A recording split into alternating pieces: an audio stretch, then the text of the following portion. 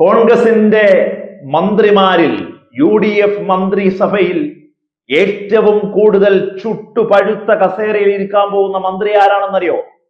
KSRTC hand hold ചെയ്യുന്നയാൾ, ഗതാഗത വകുപ്പ് മന്ത്രി. എന്താ കാര്യം? 5 ഗ്യാരണ്ടിയിൽ രാഹുൽ ഗാന്ധി വന്ന് കോഴിക്കോട് കടപ്പുറത്ത് ഒരൊറ്റ പറച്ചില: സ്ത്രീകൾക്ക് സൗജന്യ യാത്ര.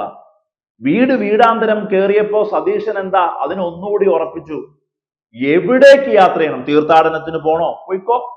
ബന്ധു വീട്ടിൽ പോണോ? പോയിക്കോ. നിങ്ങൾക്ക് ഈ നാടിൽ എവിടെ വേണമെങ്കിലും പൊക്കോ എന്ന് രാഹുൽ ഗാന്ധി പറയുമ്പോ അതിനൊരു ഒരു കൺട്രോൾ ഉണ്ടായിരുന്നു. വേണമെങ്കിൽ മന്ത്രിസഭയൊക്കെ രൂപീകരിച്ചു കഴിയുമ്പോ നിശ്ചിത ദൂരമെന്നോ നിശ്ചിത പരിധി എന്നൊക്കെ പറഞ്ഞ് അതിനെ ഒന്ന് റെസ്ട്രിക്ട് ചെയ്യാമായിരുന്നു.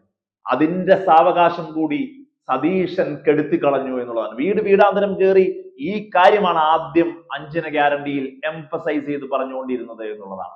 KB ഗണേഷ് കുമാർ എന്ന അച്ചടക്കമുള്ള ഒരു നേതാവ് എങ്ങനെയാണ് നയതന്ത്രപരമായി KSRTCയെ മുമ്പോട്ട് കൊണ്ടുപോകേണ്ടത് എന്ന് ഈ നാടിന് കാണിച്ചു കൊടുത്ത് ഈ രാജ്യത്തെ RTCകൾ മന്ത്രിമാർ KB ഗണേഷ് കുമാറിന്റെ തീരുമാനങ്ങളെ നടപടികളെ കോപ്പി ചെയ്യുന്ന രീതിയിലേക്ക് പോലും എത്തിപ്പോകുന്നതും നമ്മൾ കണ്ടതാണ് കഴിഞ്ഞ കാലങ്ങളിൽ. 2001 വോൾവോ ബസ് അവതരിപ്പിച്ചപ്പോ എത്ര സംസ്ഥാനങ്ങളാ അത് കോപ്പി ചെയ്തത്?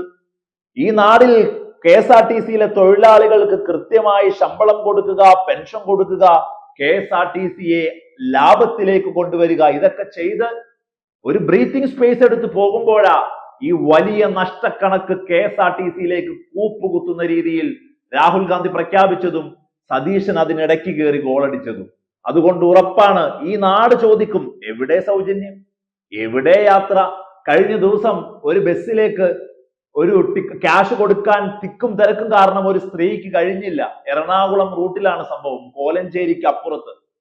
ബസ്സിൽ നിന്ന് ഇറങ്ങി ക്യാഷ് കൊടുക്കാൻ കണ്ടക്ടർ റോട്ടിൽ നിന്ന് കൈപൊക്കി ഒരു സ്ത്രീ ഇങ്ങനെ കണ്ടക്ടറോട് കാശ് കൊടുക്കുമ്പോ ബസ് സ്റ്റോപ്പിൽ നിന്ന് ഒരു സ്ത്രീ, പ്രായമായ സ്ത്രീ വിളിച്ചു പറയാണ്, എന്തിനാ ഇപ്പൊ സൗജന്യ യാത്രയായില്ലേ എന്ന്. ജനങ്ങൾ അത്രമേൽ കൺസീവ് ചെയ്ത ഒരു ഗ്യാരണ്ടിയാണ് അത് എന്നുള്ളതാണ്.